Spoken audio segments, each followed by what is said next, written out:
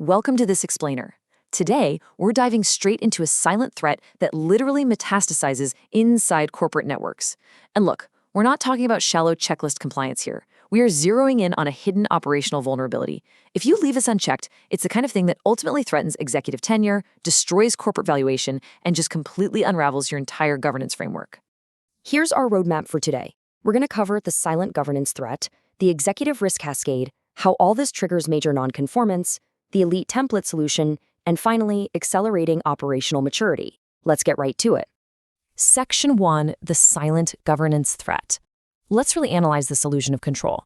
We need to unpack the fundamental difference between a carefully controlled security exception and a dangerous permanent bypass. So you have to ask yourself, what actually happens when a seemingly harmless favor silently becomes a permanent vulnerability? You know the drill. Maybe you temporarily pause a security patch for a critical deployment, or you allow a vendor some quick, temporary remote access. But what happens when that's forgotten? What starts off as just a quick operational workaround quietly hardens into a permanent, unmonitored threat that destroys your governance framework. There is a massive divide here. On one hand, you've got a risk owner-approved exception. This is monitored, it's strictly temporary, and crucially, it requires compensating controls. It actively mitigates your risk. But on the other hand, you have the indefinite pass. This is an unmonitored bypass. It's leaving things like unencrypted endpoints or unpatched servers exposed indefinitely. It literally strips away your strategic safeguards.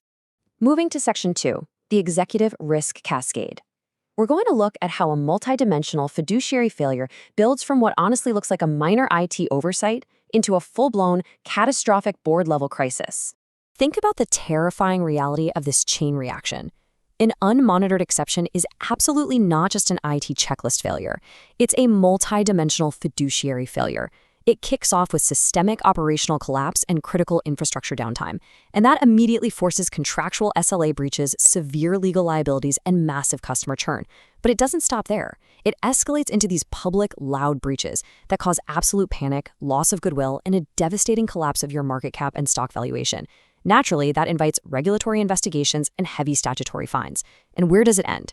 With a board-level fiduciary failure and the immediate career-ending termination of the CIO, CISO, and procurement officers.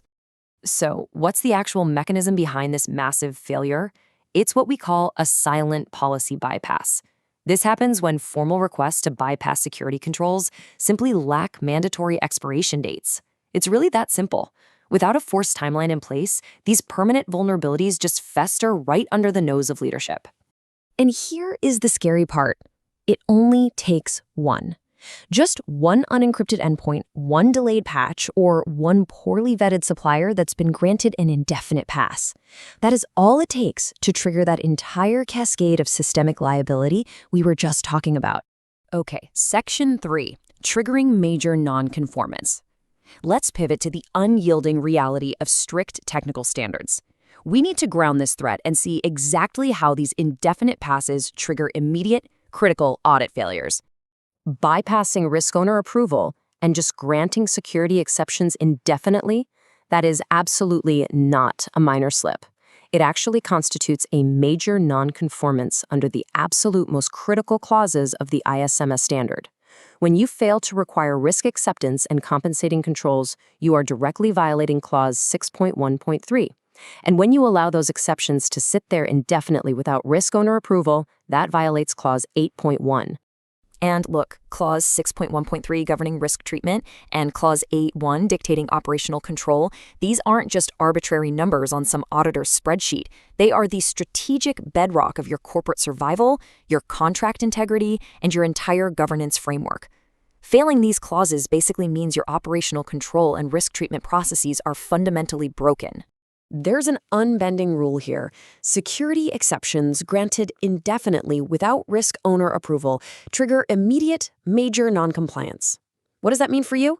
It means that without a professionally drafted formal exception management procedure, your organization is continuously operating in a state of major non-compliance. It's essentially a ticking time bomb just waiting for your next audit. Section 4, the elite template solution. Let's talk about how we actually fix this with a professionally drafted architectural framework that neutralizes this hidden boardroom risk entirely.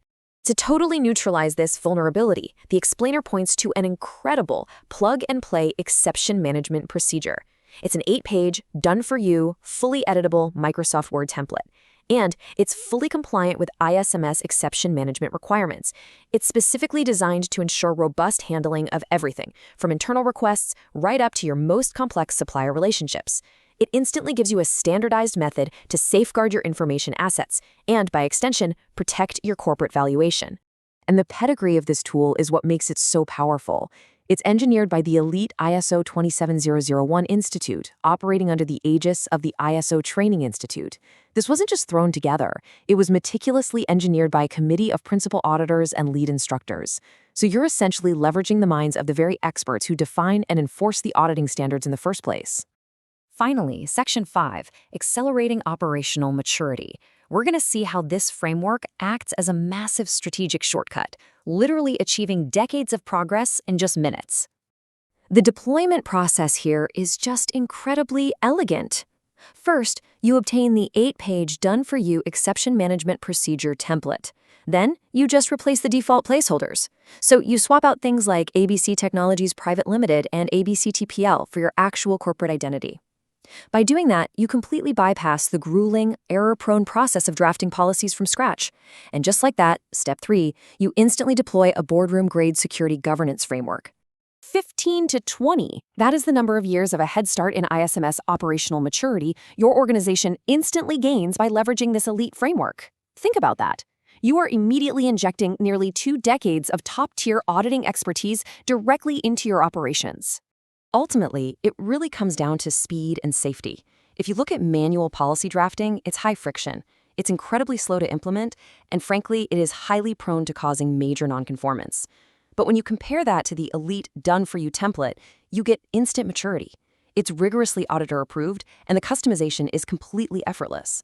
For an executive team, the strategic choice is pretty obvious. There's a mindset here that I absolutely love. Invest in peace of mind with an information security solution that stands out for its unmatched precision and reliability. That ethos really captures why adopting a standardized, expertly drafted framework is the ultimate shield against systemic liability. It literally replaces executive anxiety with definitive, documentable control. I want to leave you with one final provocative thought. At the highest levels of the boardroom, exception management is absolutely never just an IT checklist. It's the bedrock of corporate survival. So you have to ask yourself, will your next undocumented, indefinite security exception be the silent catalyst that ends your executive tenure?